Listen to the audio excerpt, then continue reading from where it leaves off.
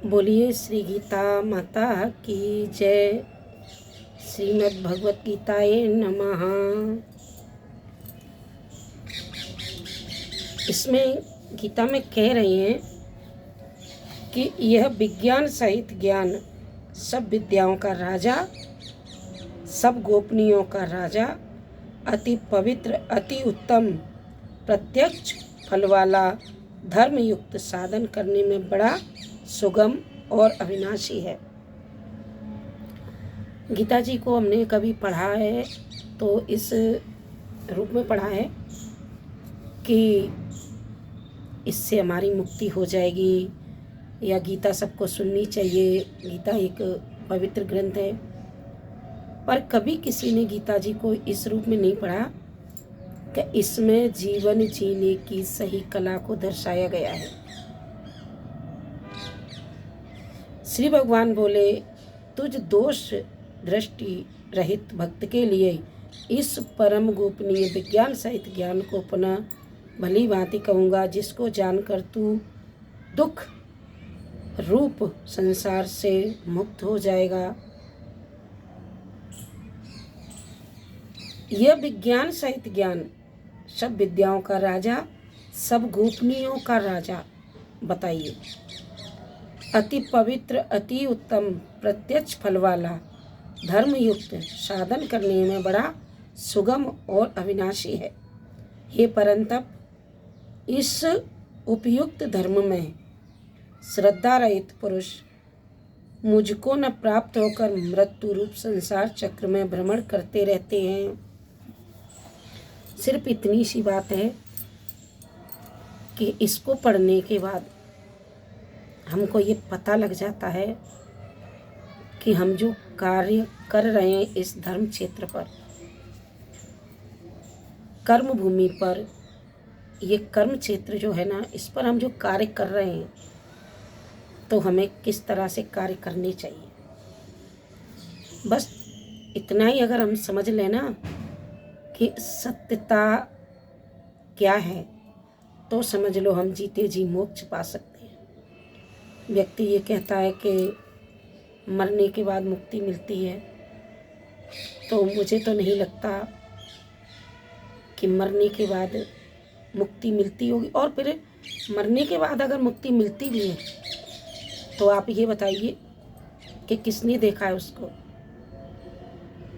मरने के बाद हम दूसरे जन्म में चले जाएंगे और हमको ये भी नहीं पता कि हमको क्या कौन सा जन्म मिलेगा। क्योंकि आज तक मैंने जितने भी महापुरुषों के मुख से कथाएं, प्रवचन जो सुना है, वो हर बात को हर तरह से अपनी अपनी भाषा में कहता है। तो कुछ पता भी नहीं है कि हम कहाँ चले जाते हैं, क्या मुक्ति मिलती है, क्या मोक्ष होता है हमारा। तो क्यों ना फिर हम जीते जी ये सारा कार्य कर लें। जिस मोक्ष की या जिस मुक्ति की कामना हम मरने के बाद करते हैं, तो हमें जीते जी कर लेना चाहिए। अब आप कहोगे कि जीते जी कैसे कर लें। तो बहनों और भाइयों, मेरा तो यही सोचना है कि अगर हम जीते जी खुश हैं अपनी ज़िंदगी में, जैसे इस जीवन को हम जी रहे हैं, चाहे किसी के लिए जी रहे हैं, बच्चों के लिए जी रहे हैं, परिवार के लिए जी रहे हैं या समाज के लिए जी रहे हैं, मान लो खुद के ही लिए जी रहे हैं, और फिर हम संतुष्ट नहीं हैं, खुश नहीं हैं उस कार्य से, तो फिर बताइए हम बंधन में हैं कि नहीं हैं। ये मैं आपसे ही पूछना चाहती हूँ कि किसी कार्य को करने के बाद अगर हम खुश नहीं हैं, अगर हम संतुष्ट नहीं हैं, तो फिर उस कार्य को करने से हमें क्या लाभ हुआ। पूरा जीवन व्यक्ति जी के चला जाता है और वो अपनी ज़िंदगी में उसे ये भी नहीं पता कि हमने क्या करना था, क्या कर लिया, और अंत में वो ये कह देता है, मरते समय अंत में वो ये कह देता है कि मैंने कुछ कर नहीं पाया अपने जीवन में। तो फिर उसके जीने का क्या अर्थ निकला? पूरा जीवन उसने कहाँ निकाल दिया? जब अंत समय में वो ये कह गया कि मैं कुछ कर नहीं पाया अपने जीवन में, कुछ सांसें और मुझे मिलती तो शायद मैं कुछ कर लेता।